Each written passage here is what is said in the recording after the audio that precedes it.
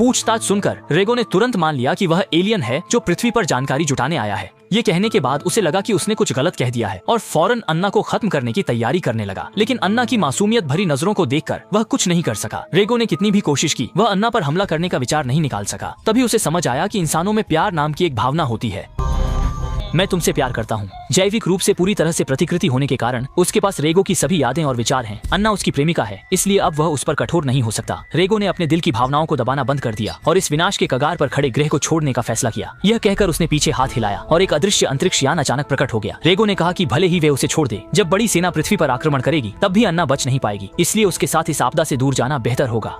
लेकिन अन्ना ने उसकी बातों पर ध्यान नहीं दिया। रेगो की जेब में छुपी छुरी ने उसे फिर से भागने की योजना बनाने पर मजबूर किया। अन्ना ने पहले उसकी मांगों को मानने का नाटक किया, फिर मौका पाकर छुरी छीन ली और रेगो के सीने में गहरा वार कर दिया और तेजी से समुद्र की ओर दौड़ पड़ी। उसे पता था कि अमर रेगो का कुछ नहीं बिगड़ेगा, उसका उद्देश्य था उसे समुद्र में खींच लाना। अन्ना ने झट से पानी में छलांग लगाई और जैसा कि उम्मीद थी, रेगो भी तेजी से उसके पीछे आ गया और उसे ध्यान नहीं रहा कि उसके घाव से खून का निशान बन रहा था। अगले ही पल गंध से आकर्षित शार्क ने उसे खींच लिया और थोड़ी ही देर में समुद्र का पानी लाल हो गया। अन्ना संघर्ष करते हुए किनारे पर लौट आई और बिना देखे कैंप की ओर दौड़ पड़ी। जैसे ही वह सामान समेटकर भागने की तैयारी कर रही थी, उसकी चिंता फिर से बढ़ गई। उसने जल्दी से आखिरी गोली खा ली ताकि वह असुविधा को दबा सके। लेकिन बस इतनी ही देर में रेगो फिर से पीछे से आ धमका।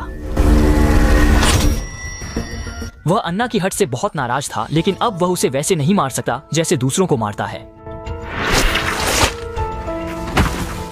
जब अन्ना जागी तो उसने देखा कि वह भी दीवार पर लिपटी है। रेगो ने सोचा कि पहले अपनी शक्तियों से खुद को अन्ना के रूप में कॉपी कर ले ताकि वह अन्ना के प्रति भावनाएं न रख सके और उसे मार सके। जल्द ही रेगो का चेहरा कोमल होने लगा, उसकी आवाज भी महिला जैसी हो गई और अन्ना की भयभीत निगाहों के सामने वह उसके रूप में बदल गया। कॉपी पूरा होने पर राक्षस नए शरीर के बदलाव को महसूस कर रहा था, लेकिन अन्ना को याद आया कि उसकी कॉपी सिर्फ शरीर की नहीं बल्कि विचारों और भावनाओं की भी है। उसकी चिंता शायद राक्षस ने भी कॉपी कर ली थी। ये सोचकर अन्ना ने अपनी दुखद कहानी जोर से कहना शुरू किया। राक्षस भावनाओं से प्रभावित होकर दर्दनाक चेहरा बनाने लगा और उसकी चिंता भड़क उठी, जिससे सांस लेने में तकलीफ होने लगी। उसने जल्दी से दवा लेकर असुविधा कम करने की कोशिश की, लेकिन दवा की बोतल खाली थी। दूसरी ओर नियंत्रण खो चुके चिपचिपे पदार्थ ने अपनी चमक खोनी शुरू कर दी। अन्ना ने पूरी ताकत से अपने शरीर को झटका, अंततः बाहर निकल आई और फिर राक्षस पर लगातार बोलकर हमला जारी रखा।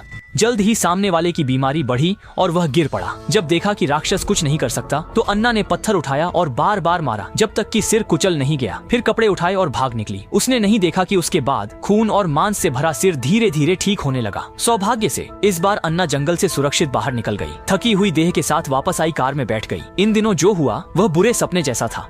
लेकिन जैसे ही अन्ना ने सोचा कि सब खत्म हुआ, तभी रेडियो पर अचानक शोर सुनाई दिया।